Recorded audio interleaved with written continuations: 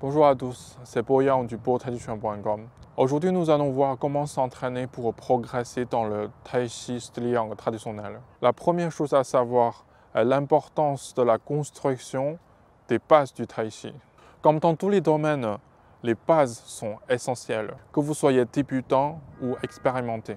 Dans le Tai Chi traditionnel, il existe deux façons importantes pour construire de bonnes bases. La démarche du Tai Chi et la forme statique.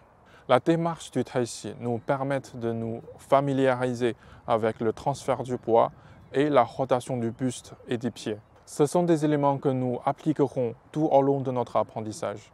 La forme statique nous permet de renforcer suffisamment notre corps pour améliorer notre équilibre pour l'exécution des mouvements. Ces deux méthodes se complètent mutuellement pour nous aider à construire de bonnes bases et à former de bonnes habitudes pour pratiquer le Tai Chi correctement. Il est donc important de s'entraîner régulièrement. Vous trouverez les liens vers la présentation et les tutoriels de ces deux méthodes dans la description de cette vidéo. Deuxièmement, quand vous vous entraînez le Tai Chi, il est important de rester concentré sur vos entraînements plutôt que sur la durée. Cela est souvent négligé. Ça veut dire que quand vous vous entraînez, il est préférable de vous concentrer sur vos exercices ou vos entraînements plutôt que mettre un chronomètre. Par exemple, vous pouvez vous dire que ok, aujourd'hui je vais m'entraîner la séquence de ce mouvement ou ces 2 ou 3 mouvements 5 fois ou 10 fois avec la forme longue et la forme statique. Et ensuite, je vais m'entraîner un enchaînement de 5 mouvements pour par exemple 5 fois.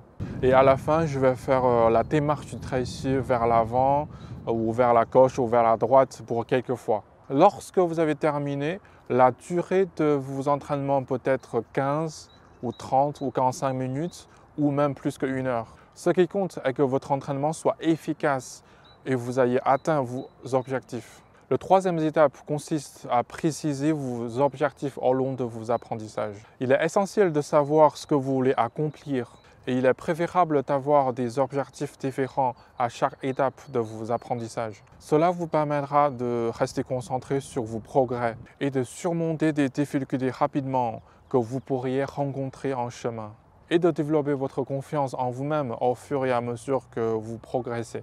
J'espère que cette vidéo est bien utile pour vous. N'hésitez pas à me poser toutes vos questions dans les commentaires. Dans ma prochaine vidéo, je vais vous parler des difficultés qui peuvent survenir au début de votre apprentissage du Tai Chi traditionnel avec les solutions. Si vous voulez en savoir plus comment apprendre le Tai Chi traditionnel, vous trouverez le lien de mon site dans la description ci-dessous. Si vous aimez bien mes vidéos, n'hésitez pas à vous abonner à ma chaîne pour recevoir toutes les notifications de mes nouvelles vidéos. Merci, à bientôt.